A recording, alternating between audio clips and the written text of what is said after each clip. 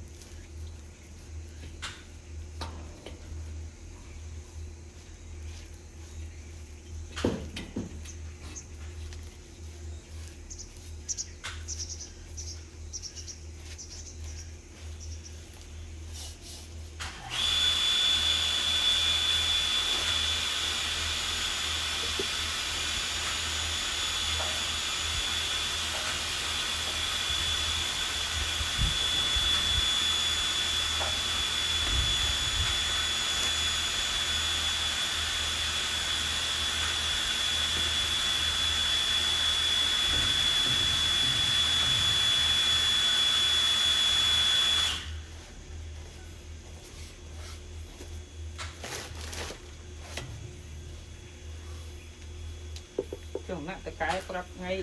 តទៅ